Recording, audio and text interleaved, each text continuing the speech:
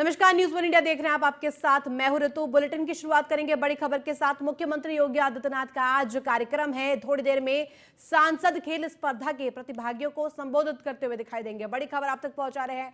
प्रतिभागियों को CM Yogi Adityanath virtually संबोधित करेंगे। 5 कालिदास मार्ग पर कार्यक्रम का आयोजन किया गया है और ये बड़ी खबर आप तक पहुंचा दें। सांसद खेल महाकुंभ का आगाज हो चुका है और ऐसे में आज थोड़ी ही देर में सांसद खेल स्पर्धा के प्रतिभागियों को संबोधित करते हुए दिखाई देंगे। उत्तर प्रदेश के मुख्यमंत्री सीएम योगी आदित्यनाथ प्रतिभागियों को सीएम वर्चुअली संबोधित करेंगे। उनमें नई ऊर्जा भरेंगे। खेल को लेकर के एक नई पहल शुरू की गई है जिसकी अब शुरुआत हो गई है। अमूमन हरियाणा सबसे पहले स्थान पर आया करता था, अब यूपी को भी उस क्रम में उतारने की मुख्यमंत्री योगी आदित्यनाथ की ये कवायद।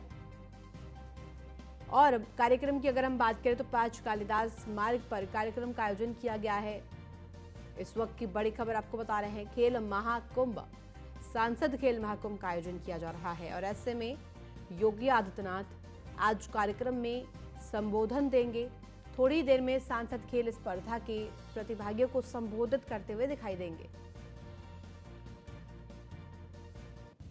नई ऊर्जा का संचालन हो, नई ऊर्जा भरने का कार्य करेंगे तमाम प्रतिभागियों में और राज्य को नई पहचान खेल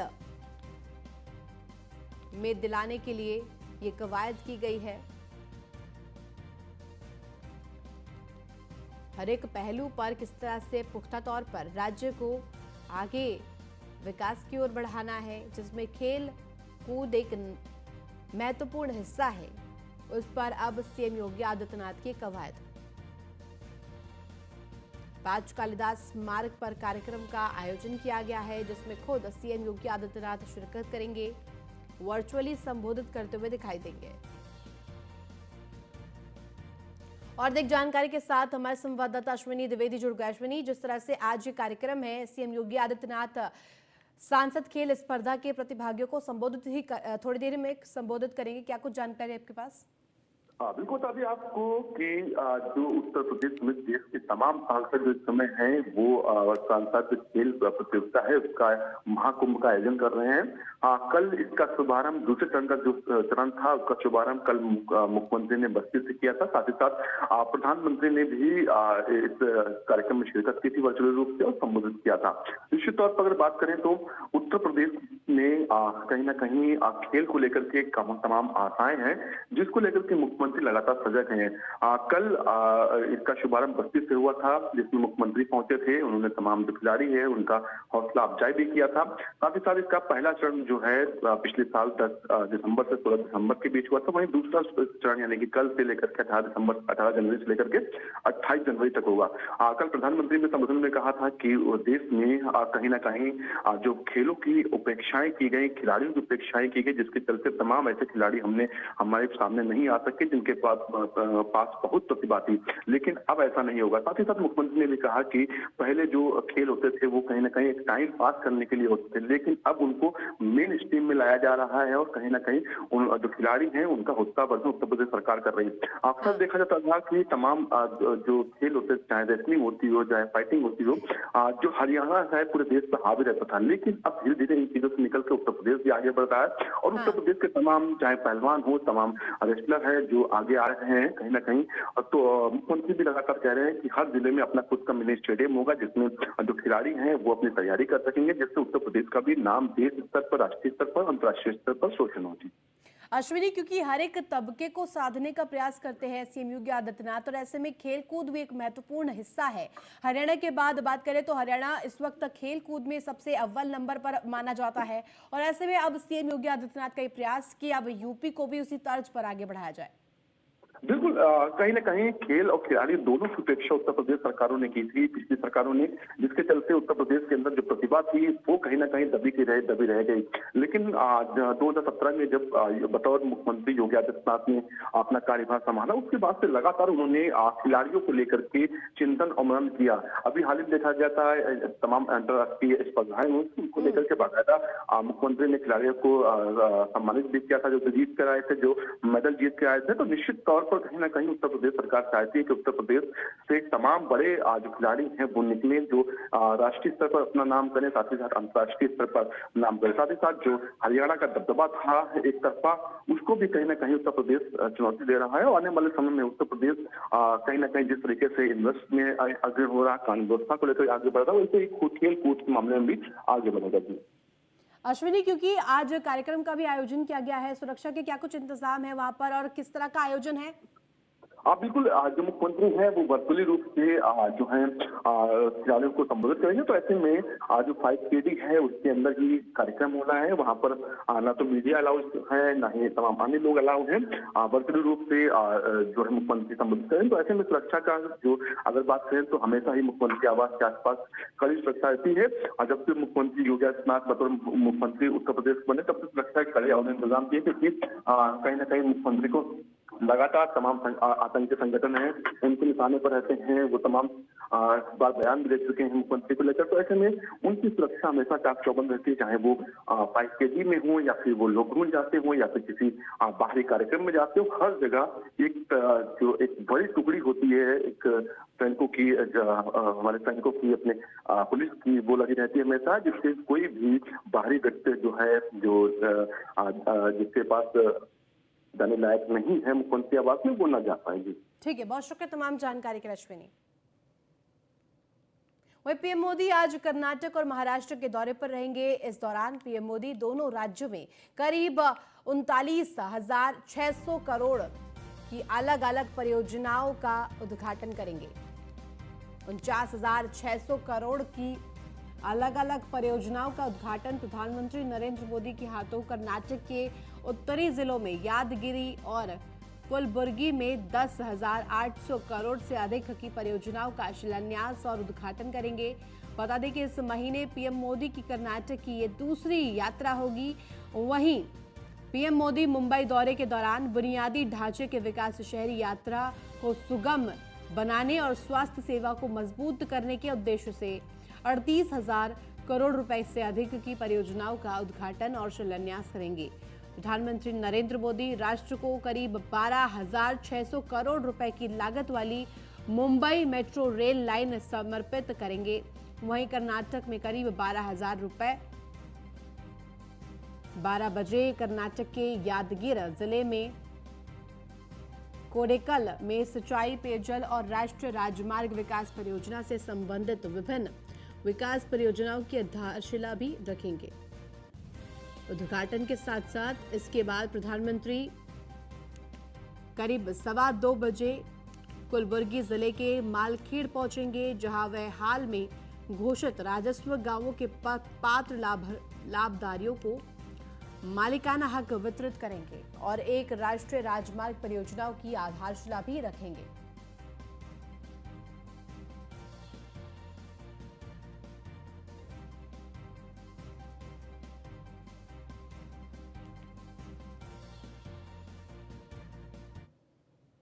वहीं वाराणसी से बड़ी खबर आपको बता दें, बीजेपी राष्ट्रीय अध्यक्ष का आज वाराणसी दौरा है। काशी विश्वनाथ मंदिर में दर्शन पूजन करते हुए दिखाई देंगे। सर्किट हाउस में पदाधिकारियों संग बैठक करते हुए दिखाई देंगे। ये बड़ी खबर आप तक पहुंचा रहे हैं वाराणसी से, जहां काशी विश्वनाथ मंदिर के द्वार अब सज चुके हैं, क्योंकि बीजेपी के राष्ट्रीय अध्यक्ष जेपी नड्डा पूजन अर्चन करने के लिए वहां पहुंच रहे हैं। साथ ही साथ सर्किट हाउस में पदाधिकारियों संग महत्वपूर्ण बैठक भी करते हुए दिखाई देंगे। एक के बाद एक कवायद में अब बीजेपी दिखाई दे रही है।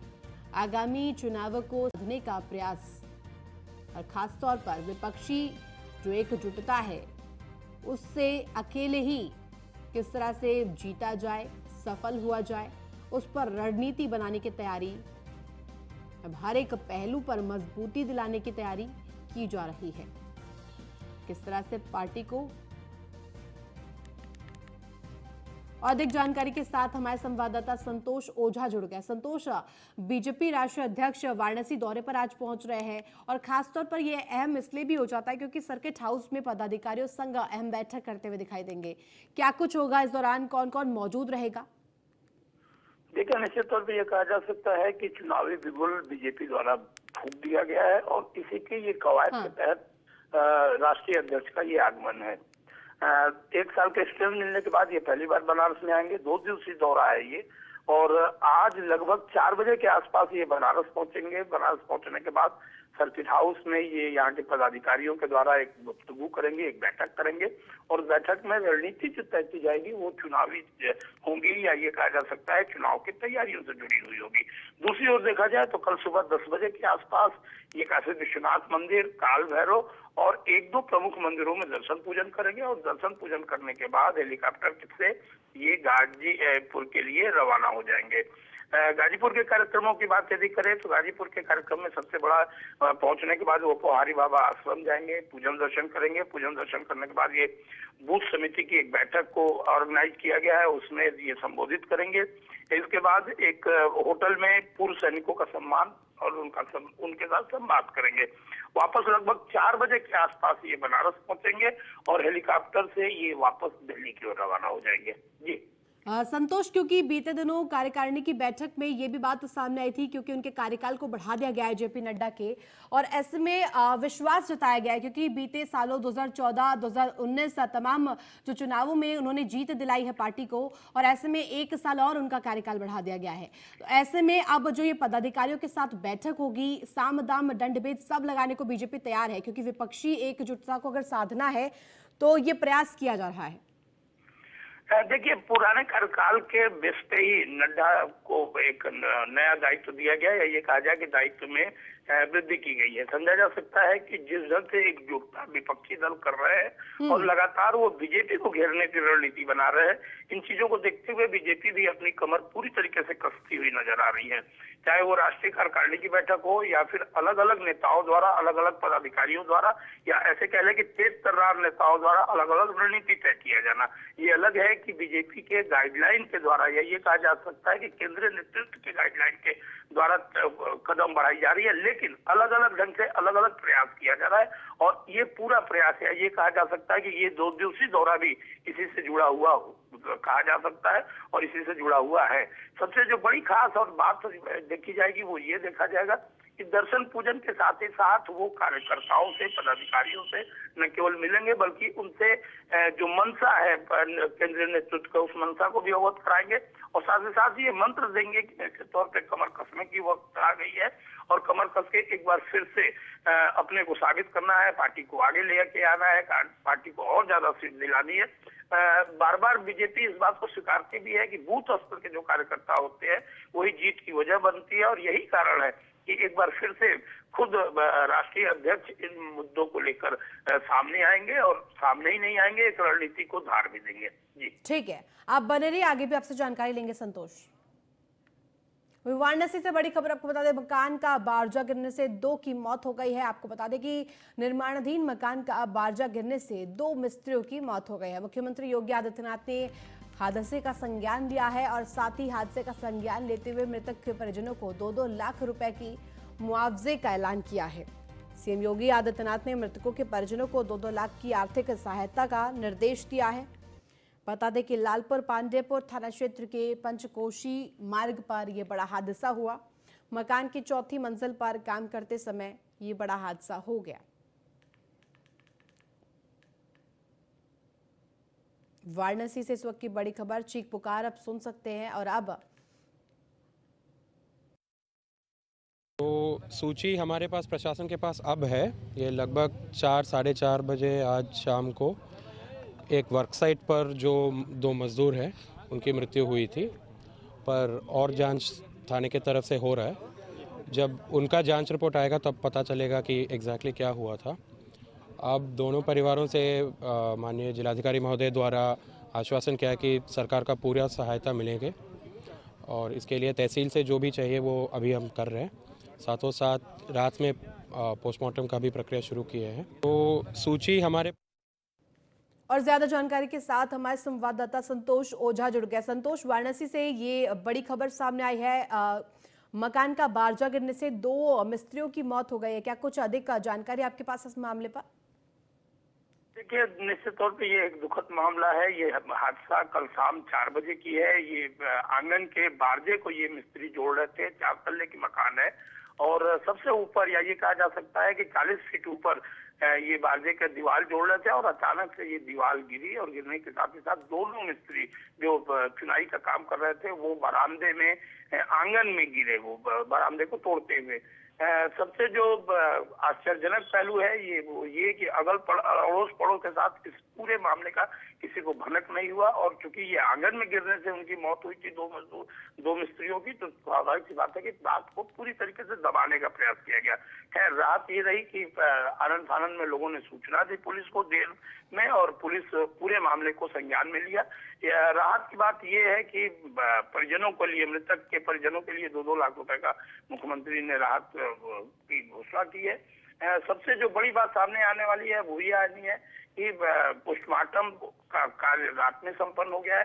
देखने की बात ये होगी कि क्या शांतिपूर्ण तरीके से इस पूरे डेड बॉडी का अंत्येष्टि किया जाता है या फिर कोई ग्रामीणों द्वारा, मृतकों द्वारा कोई नई डिमांड भी रखी जाती है। जी संतोष, तकरीबन समय कब था जब ये हादसा हुआ और कौन कौन इस वक्त उस मकान में मौजूद था? क्योंकि 2 मिस्त्रियों की तो मौत हो ही गई है, साथ ही साथ और क्या कुछ हताहत हुआ है?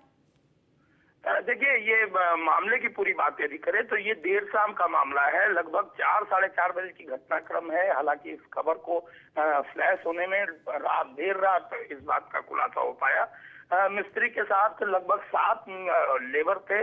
रात की बात यह है कि लेबर सकुशल रहे, वो दूसरे सामानों की सप्लाई इन मजदूरों को दे रहे थे। बारजा जोड़ने में जो स्थानीय लोगों का कहना है, गलती ये हो रही थी कि बारजा जोड़ने का जो बेस था, जिस बेस पे खड़ा होकर काम करना था, वो बेहद कमजोर था, पुराना था और यही वजह बनी कि वो बारजे के साथ जोड़ने वाले स्ट्रक्चर को टूटना और टूटने के साथ 40 फुट नीचे आके आंगन में गिरना उनके मौत की वजह बताई जा रही है। ये अलग है कि पोस्टमार्टम रिपोर्ट अभी आने में थोड़ी देर है। पोस्टमार्टम रिपोर्ट क्या कहता है, लेकिन जो स्थानीय लोग बता रहे हैं वो ये कि आंगन में ही दोनों मिस्त्रियों की मौत हो गई थी, क्योंकि वो 40 फीट से गिरे थे, एक लंबी हाइट थी। साथ ही साथ ये भी बात खास है कि 4थे तल्ले का जो निर्माण कार्य चल रहा था, मकान मालिक द्वारा कराया जा रहा था, उसका कोई भी परमिशन नहीं था बीडीए या दूसरी एजेंसियों द्वारा। तो समझा जा सकता है कि मालिक द्वारा भी बहुत सारे मामलों पे न केवल अनदेखी की गई है बल्कि नियमों के साथ भी छेड़छाड़ किया गया है। ठीक है, बहुत शुक्रिया तमाम जानकारी के लिए संतोष। तो चलिए, मेरठ से आपको एक बड़ी खबर बता दें। 2 गाड़ियों की जोरदार टक्कर हुई है और सड़क हादसे में एक बाइक सवार की मौत हो गई है। मौत की सूचना पर परिजनों ने वहां पर मौके पर पहुंचे। परिजनों में कोहराम मचा है। बड़ी खबर आप तक पहुंचा रहे मेरठ से, जहां पर 2 गाड़ियों की जोरदार टक्कर हुई है और टक्कर में बाइक सवार की मौत हो गई है। सड़क हादसे की ये खबर आप तक पहुंचा रहे हैं मेरठ से, जहां पर जोरदार टक्कर हुई है। 2 गाड़ियों के बीच तेज भिड़ंत हुई और सड़क हादसे में एक बाइक सवार की मौत हो गई है। और अधिक जानकारी के साथ हमारे संवाददाता के शर्मा जुड़ गए। के जिस तरह से खबर सामने आई है, 2 गाड़ियों की जोरदार टक्कर हुई जिसमें कि एक बाइक सवार की मौत भी हो गई। क्या कुछ अधिक जानकारी आपके पास इस पूरे मामले पर? जी हाँ, जिस युवक की मौत हुई है वो 18 से 20 साल की कैटेगरी में आता है। आर्यन दीक्षित उसका नाम है। उसके पिता मुकेश दीक्षित हैं। ये उस रोड पर बड़ा हादसा हुआ है जिस रोड पर RTGS यानी कि रैपिड रेल का काम चल रहा है और इस रूट पर जनरली ये देखा गया है कि लोग लंबे लंबे यू कट से बचने के लिए गलत रास्ते से चलते हैं। उसी गलत रास्ते से चलने के कारण ये हादसा हुआ है। पूरी तरह से चोट लगी थी आर्यन दीक्षित को। उन्हें तुरंत अस्पताल ले जाया गया जहां डॉक्टर ने मृत घोषित कर दिया है। मुकेश दीक्षित और परिवार वालों ने बताया है कि घर से वो सब्जी लेने के लिए बाहर निकला था, तभी ये हादसा हुआ है। फिलहाल यहाँ पर जितना भी रैपिड रेल कंस्ट्रक्शन वाली ये जो रोड है जिसमें लोग गलत रास्ता ले लेते हैं और तेज रफ्तार से चलते हैं, ऐसे हादसों को दावत देता रहता है। लेकिन ट्रैफिक पुलिस और दूसरी सुरक्षा व्यवस्था वहां पर नहीं रहती है। लोग खुद भी छोटा सा रास्ता तय करने के चक्कर में गलत रास्ते चलते हैं, जिससे ये बड़े हादसे हो जाते हैं। आर्यन की मौके से मौत हो गई है और उसके बाद मोहल्ले में और पूरे घर में सन्नाटा पसरा हुआ है। फिलहाल पोस्टमार्टम के लिए बॉडी है भेज दी गई है, उसी के बाद क्रियाक्रम किया जाएगा। जी क्योंकि ये बड़ा हादसा हुआ है और एक व्यक्ति की मौत भी हुई है, क्या कुछ कारण इसके पीछे बताया जा रहा है? क्या तेज रफ्तार की वजह से ये बड़ा हादसा हुआ? जी हाँ, दो कारण है। एक तो तेज रफ्तार है और दूसरी, जिस रास्ते पर आपको वन वे में जाना होता है, अगर वो अपोजिट रास्ते से कोई दूसरा वाहन आ जाए तो ये हादसे हो जाते हैं। कुछ इसी तरीके का मंजर यहाँ पर भी देखने को मिला है, क्योंकि जिस जगह से पिकअप वाहन को नहीं आना चाहिए था शायद वहां से आ गया है। और ये जो युवक था आर्यन दीक्षित, ये अपनी मोटरसाइकिल पर तेज गति से चल रहा था, हेलमेट नहीं लगा रखा था, जिस वजह से एक्सीडेंट हो गया और मौत हो गई आर्यन दीक्षित की। यानी कि मैंने पहले भी बताया है कि ये जो रैपिड रेल कंस्ट्रक्शन का जो काम चल रहा है, उसकी वजह से वहां पर ट्रैफिक पुलिस तो नदारदी होती है, जिसकी वजह से लोग गलत रास्ता अख्तियार कर लेते हैं और तेज गति से चलते हैं और सबसे बड़ी बात है हेलमेट नहीं लगाते हैं। सुरक्षा व्यवस्था, यातायात वहां चल रहा है लेकिन दुर्घटनाओं का दौर जारी है। ठीक है, बहुत शुक्रिया तमाम जानकारी के लिए।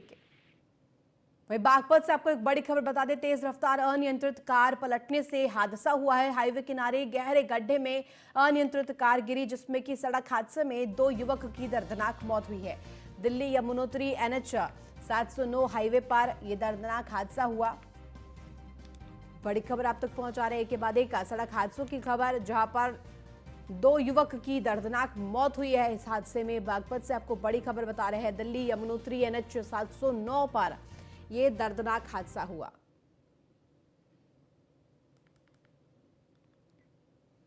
तेज रफ्तार का कहर आप देख सकते हैं, किस तरह से लोगों की जानों पर सवाल खड़ा करता हुए हाईवे किनारे गहरे गड्ढे में अनियंत्रित होकर कार पलटती है, जिससे कि यह बड़ा हादसा होता है।